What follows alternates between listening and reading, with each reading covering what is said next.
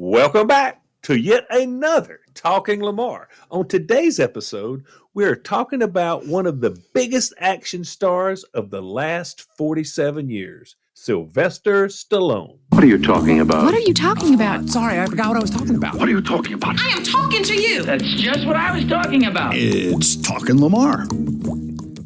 You know, his real name is Michael Sylvester Gardenzio Stallone. And of course, he's nicknamed Sly.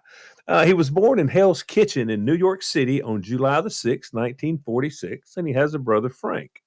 Now, that famous lip droop that he's got, that's a result of some really slight mishandling at birth. When Stallone was born in Manhattan, the physician used a pair of forceps to deliver him, and then it sort of slipped in his hand, and it left his lip and his chin and part of his tongue partially paralyzed due to a severed nerve. So Stallone later, yeah, it sounds like it hurts, doesn't it? But Stallone later said that his face and awkward demeanor earned him the nickname Slivia, and authority figures told him that his brain was dormant. And this really burdened him with low self-esteem. He felt terrible. So what he did was he turned to bodybuilding and later performing as a way of breaking through what seemed to be a consensus of lower expectations. So everybody thought he was just, he had some sort of slowness or something. But as he grew up, it was sort of a volatile household, I think, and from what I read. And Stallone's parents separated while he was still a kid. His father was a beauty salon owner, and his name was Francisco Stallone. And he was pretty big on corporal punishment. He would smack his young son around a good bit for misbehavior. But on the same side, Stallone was once caught swatting flies with a lead pipe on the hood of his father's brand new car. So I'm not so sure. I'm not so sure I might not have backhanded him myself. I don't know, But his mother, Jackie Stallone, she is an American astrologer, former dancer, and a promoter of women's wrestling. And he once described her as half French and half Martian. She later grew interested in the study of rumpology. Now, the study of rumpology is the study of the buttocks to reveal personality traits and future events of your life. You just made that up. You just made that up. There's no way that's real.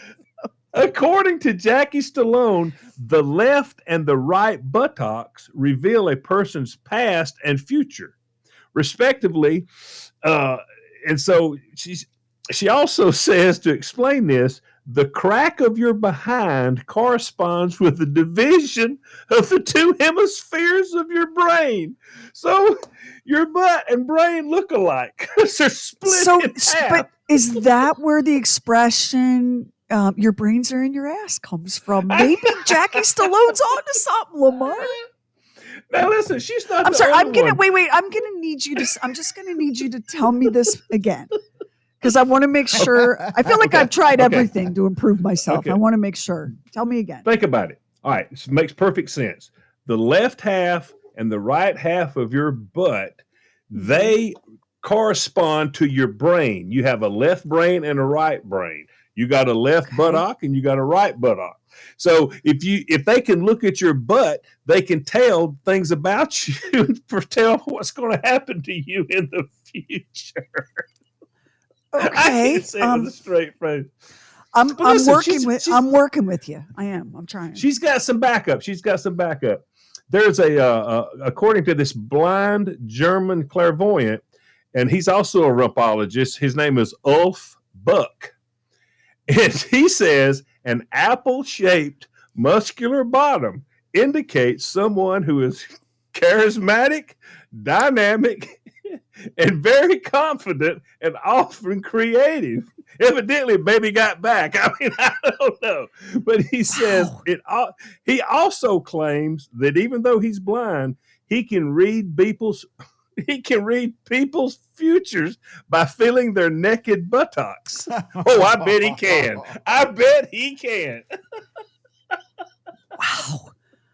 Wow. Is This is where anybody Sylvester Stallone came from. These people. This is who raised him. is Oh, anybody we're just still getting started. We Oh, are we're just getting started. I've got more. His parents filed for divorce in 1957 when Sylvester was still 9. And he stayed with his father for a few years, but he had even more traumatic teen years. He was expelled from 14 different schools for his behavior problems. That's a lot, isn't it? 14 schools. But now that I know that his mom was constantly studying his booty and giving him a hard time about his brain, I'm not as confused as I would have been. Yeah. So he eventually graduated high school. And so, by that time, he moved in with his mother in Philadelphia. So he went on to attend an American college, and also he went to a university in Leysen, Switzerland. And how do you go from Pittsburgh to Switzerland? I don't, evidently rumpology pays good. I don't know. No kidding. Yeah. Rumpology? But I'm in just Switzerland, in Switzerland, he worked as a gym teacher and a dorm bouncer. Now, I didn't know dorms had bouncers, but evidently you caused trouble at school. He also sold hamburgers on campus, and there was this time he became very interested in theater while this was going on, both acting and writing. And he continued his education at the University of Miami before moving to New York. He moves around a lot in his childhood, is all I can say. But he really had high hopes of breaking into the entertainment industry.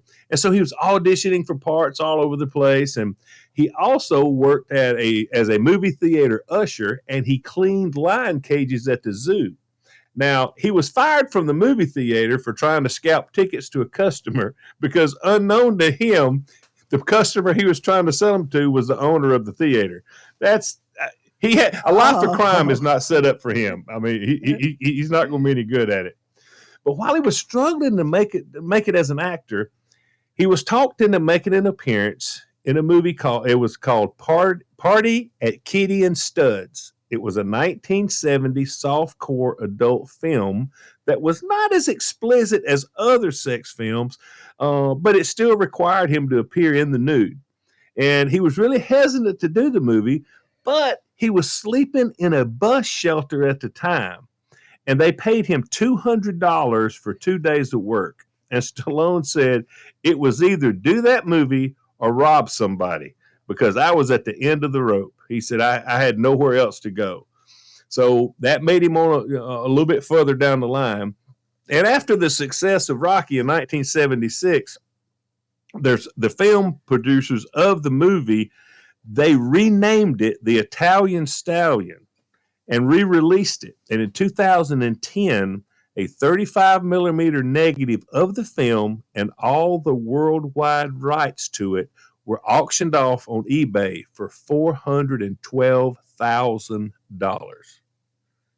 That's a lot of money. Is he the one that bought it to get it out of circulation? It doesn't say that. I don't think so. I think somebody else. I really do. Now, before he made Rocky, he was so desperate for money. He was so broke. He had to sell his pet dog for $50. But within just a week, he had sold the Rocky deal, sold the script. He got the money for that, and he got his dog back, but it cost him $3,000 to get the dog is a bull mastiff named Butkus. It cost him $3,000 to get it back. He had sold it to a little person, and he had tied his dog up at the store with a sign that said $100. But he finally got a guy to pay him, Jimmy. They called him Little Jimmy, the little person. He paid him $50 for the dog. So when he sold the Rocky script, he went back to see Little Jimmy and said, I want to get my dog back. Well, Little Jimmy lined up his children and said, my kids love this dog. Stallone said, you haven't had him for a week. He said, then Little Jimmy wanted to fight me and said he was going to kill me. And he said, here I am facing this crazy little person. And he said, I can't fight him because they'll arrest me because, I'm so much bigger than he is. And anyway, they kept negotiating.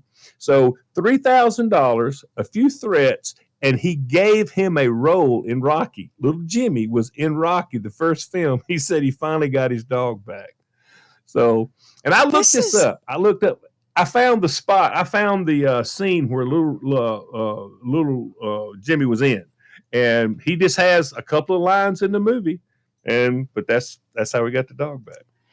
The amazing thing about a story like this is when you sit and listen to it now, after all of these things have already happened, it feels like destiny that he would become this giant global superstar.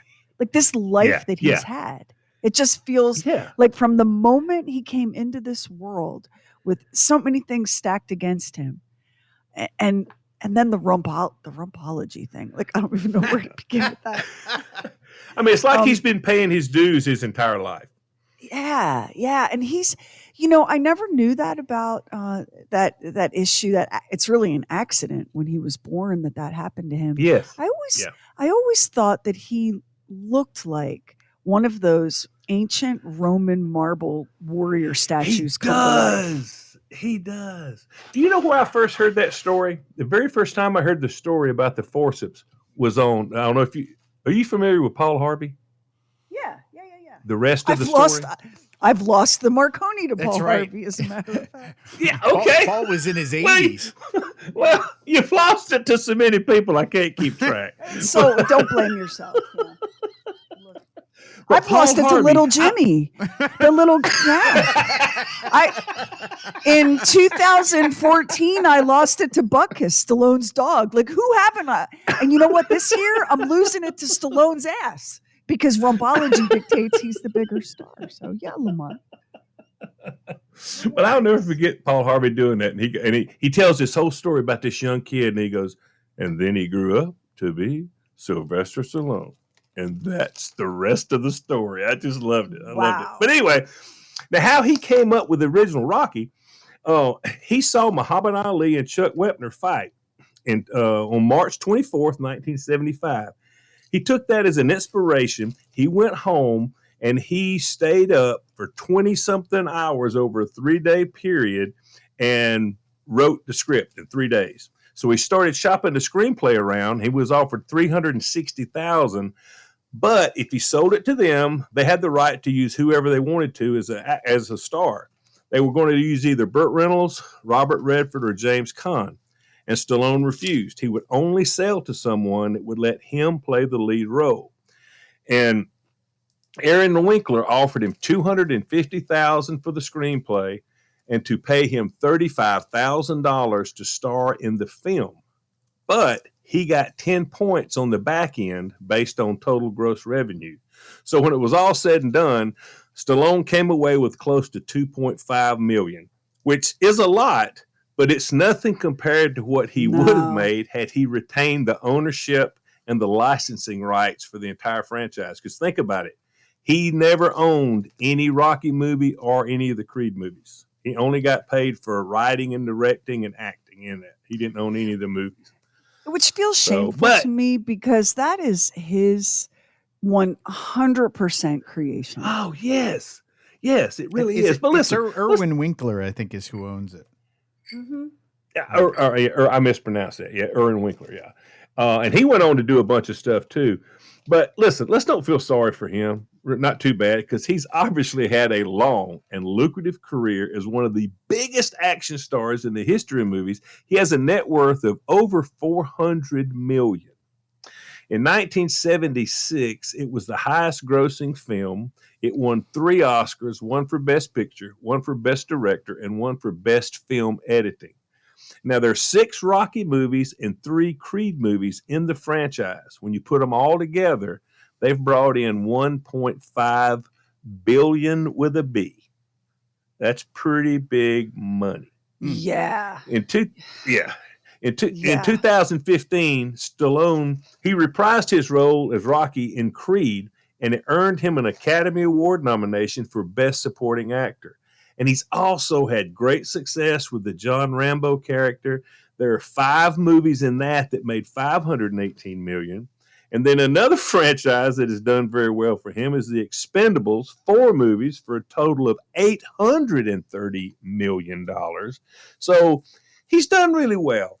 Now, his marriages, he certainly is not like the poster boy for Hollywood bad marriages. I mean, he was married to Sasha Kazak in 1974, and they divorced after 11 years. But then Brigitte Nelson, do y'all remember her? Oh, yes. This blonde, Yeah. She slipped a promo shot of herself under his Manhattan hotel room door that said, he wrote a note on it. It said, "My name is Brigitte Nelson. I'd really like to meet you. Here's my number." And he did meet her, and they got married in 1985, and she co-starred with him in Cobra. Does anybody remember Cobra? I remember Cobra. It was a terrible movie. The movie that produced this, it produced that famous line, "You're the disease, and I'm the cure." And he never took the toothpick. I mean, it was a match. He never took the matchstick out of his mouth. It was unbelievable. I watched a few clips of it when I was doing the research on this, and oh my gosh, it's terrible. It was bad. It really was. But how long did that marriage last when he married her? How long did they end up staying? Not long. No, they didn't stay together long. They didn't stay together because he met his current wife, Jennifer Flavin, at a restaurant in 1988. Now she was 19 and he was in his early 40s. That's just seems a lot to me. Does it? Yeah. That's tough. Let me give y'all some perspective. That's Cara Mia dating Sylvester Stallone. If we're like just all on that page. That's Cara Mia dating Sylvester Stallone. Y'all go with that? Does that feel right to you? No. Well, yeah. If it was one of my daughters, he'd have had to whoop my ass. I'm just going to go ahead and tell you that's ridiculous. Yeah. But now listen. They were in a relationship up until 1994, and at that time, he wrote Jennifer a 6-page handwritten breakup letter and sent it to her FedEx. Who does that? I remember. Is that better than breaking up over text? Well, yeah, because he had to spend some money to overnight it on FedEx. I remember that because it was, even then, everyone was like, "Who does that? Who breaks up with somebody?" Now after she got that, she later found out from her modeling agent that Stallone had been having an affair with supermodel Janice Dickinson. And in February, Dickinson gave birth to a baby girl, and it was rumored that Stallone was the baby daddy. But after a paternity test, the results said, as Maury would say, "You are not the baby's daddy." So Stallone ended up, he broke off his relationship with Dixon, and then he goes back to Flavin, and she took him back. And they got married in 1997. And they're together to this day, aren't they? Yes, They broke up for a little while not long ago. They did. And then they got back together. Yeah, they have 3 daughters, and in August of last year, she filed for divorce. Sorry, I screwed up your. No, you're fine. But here's what you failed to mention. This must have been really serious because Stallone went to a tattoo artist and had them cover his wife's face with one of his dog Butkus. That's pretty serious. Is that not serious? It was an ugly breakup. Take your wife's face and cover it with the dog? I'm not so sure. I was when he did that. I was shocked that they reconciled. Yeah, we talked about this when it happened. I remember us talking about it when it happened. I mean, thank goodness they reconciled and she canceled the divorce. But let me go ahead and give you the best piece of marriage advice. Whatever you do, don't tattoo your wife's face on your body. Just don't do it. Don't. If you do, don't cover it with the dog. I know. But one of the things that Stallone has always talked about, him and Arnold Schwarzenegger have always had sort of a rivalry because they were both huge action stars around the same time. I mean, in the 80s, they were the movies. I mean, every one of them. And so he said, evidently he admits that Schwarzenegger may be a little bit more clever than he is. He said that he recalled that his 1992 bomb, "Stop my mom or I will shoot." Stop! No, it's stop or my mom will shoot. Stop or my mom will shoot. Yeah, stop or my mom will shoot. Stallone told some journalists in 2014 that Schwarzenegger was to blame. He said, I heard Arnold wanted to do that movie. And after hearing that, I said, no, I want to do it. And he tricked me. He's always been clever. Because that was a terrible movie. I never knew that story. But listen, he has made some not so great movies, but he's made a ton of good ones. And he's not afraid to take a chance. And one of his most critically acclaimed movies that really didn't do great in the box office was Copland. And he gained 40-something pounds so that he could look like an over-the-hill police chief. And he did this to prove that he was not just a muscled-up action star, that he was actually, a real movie star. But it only took in $63 million. But it showed that he's not just that. He's someone that can actually act. And you remember you and Bob interviewed him when he was promoting that film. Do you remember that, Sheri? In fact, Robert De Niro was in that movie as well. And so when he would come out of his trailer, Robert would get on the PA and he'd go, "Fat man walking, fat man walking." Stallone told us that. Yeah. Copland is a wonderful movie and he's amazing in it. He's really good in it. Really, really is. He was really nice on the interview too, I thought. Yeah, he was great. He was a good, great guy. He was a great guy. Listen, Rocky is such a gift that if he had done nothing else but the Rocky Balboa thing, I would still be the biggest fan. So I love those movies. So I've got a funny little story about the Rocky movie, and that is there was a young man who was in his 20s went to see that movie. The guy's name was Daniel Rudiger. And Daniel looked at that movie and said, this is an improbable story about a man who overcame great odds to go in and do the heavyweight championship of the world. I think I'm going to make a movie about my life. And Daniel Rudiger is, of course, Rudy, who found a way to get in for one play or a couple plays for Notre Dame football. Yeah, for Notre Dame. So the inspiration for Rudy actually came from Rocky. Which makes perfect sense. I can't tell you. Yeah. How many people do you think? I mean, we'll never know. How many people watched that movie and it inspired them to do something that they may not have ever done? We talked about this at lunch the other day, and I looked it up to double check it. But Henry Winkler and Sylvester Stallone were in a movie called Lords of Flatbush. Yeah. So when Henry Winkler was cast as the Fonz in Happy Days, he would look at the script and he'd say, how would Sylvester Stallone say this? How would Sylvester Stallone do this? And that is, the character came from Sylvester Stallone. Wait, the Fonz is modeled on Stallone. On Stallone. Before either of them, I mean, they had been in the Lords of Flatbush, but neither of them had been. They weren't stars at that point. No. That movie was long ago. That was before Rocky. That was before Happy Days. But also in the Lords of Flatbush, Richard Gere was in that movie. Yep. And him and Stallone didn't get along. And Stallone went to the director and he said, one of us has got to go. So they fired Richard Gere.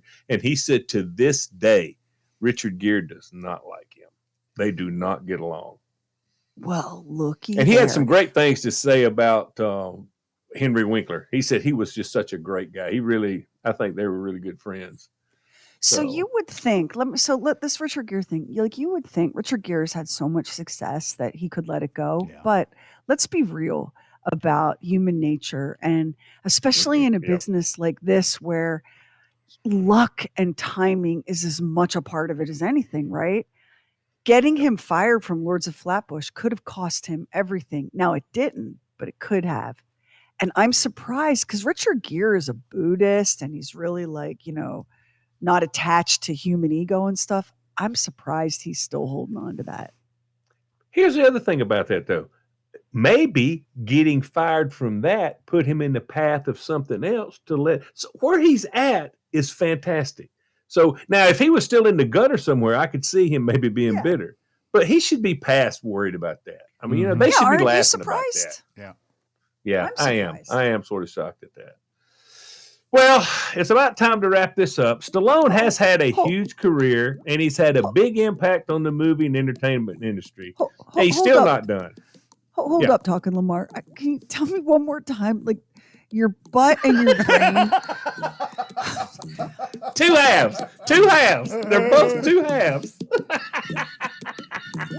And you can tell Well, by listen. looking at someone's butt what's going on with their brain. That's Yes, robology? exactly. And what their future's going to be. Exactly. Max, I'm on my way. Wear something tight, okay? I can only speak for myself, but I've had a fantabulous time. I hope you have too. And if you have, don't keep it to yourself. Tell everybody. They will really appreciate it, and I will too. Until next time on Talking Lamar, love y'all bunches.